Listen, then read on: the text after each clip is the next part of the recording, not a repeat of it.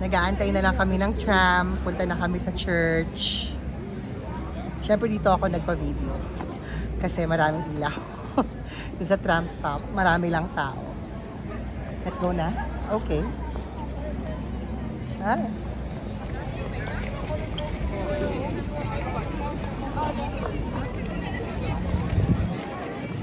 Should we buy? There's so much people. For the church? For the church. You want to buy? You don't know how many are coming. No, I'm not gonna buy for anyone.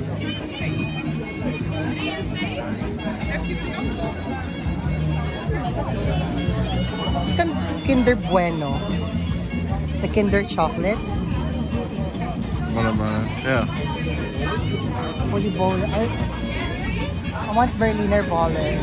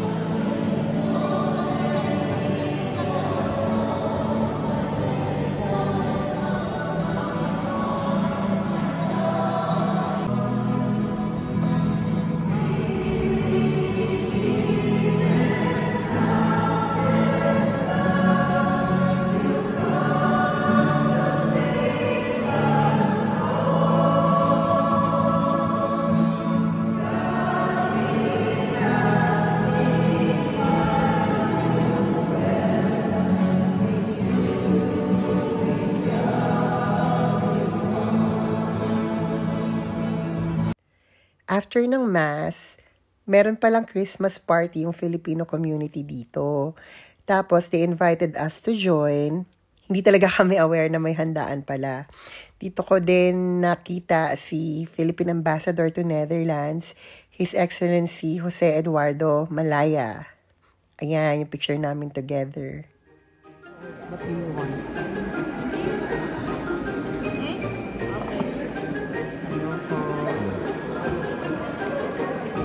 Ito lang.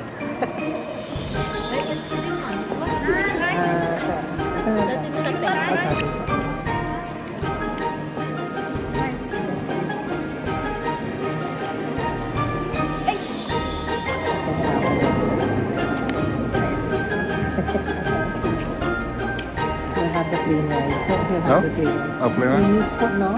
Meron po. This is chicken. Yeah.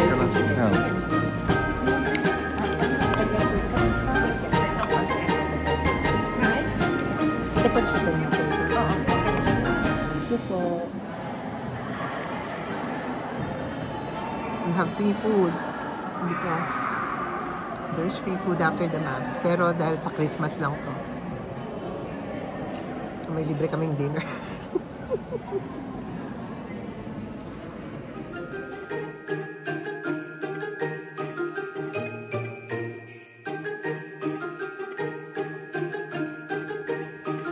Very Filipino talaga tong Christmas party nito. After ng kainan, merong program, nag-perform yung mga bata. Tapos ayan, dumating si Santa Claus. Tapos nagkaroon sila ng mga gift giving para sa mga kids. Masaya naman. Ramdam na ramdam mo yung Christmas spirit amongst the Filipino community.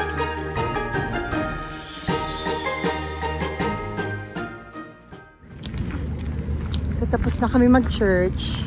Supposedly kakain lang kami, tapos uuwi na. Pero inaya pa niya ako dito sa Royal Christmas Fair. Ayoko sana pumunta sa mama. Kasi naka 2 inches ako na heels. Eh, sayang naman. So, tiis ganda si Akla. Rampa. Let's go!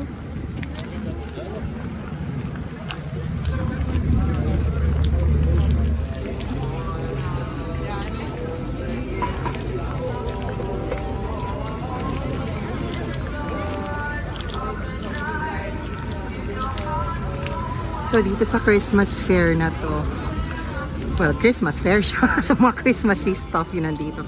Ang daming tao ngayon. Even felt okay.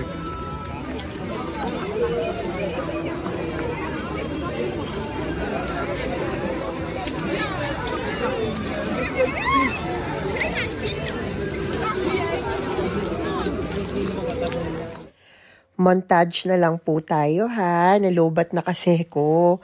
Kaya hindi ko na na-video yung pagkain namin, tsaka yung pagtapos namin sa pag-ikot dito sa Royal Christmas Fair nila. Thank you for watching. Till next time. Bye. Doy doy. Say doy doy again. Doy doy. I didn't mention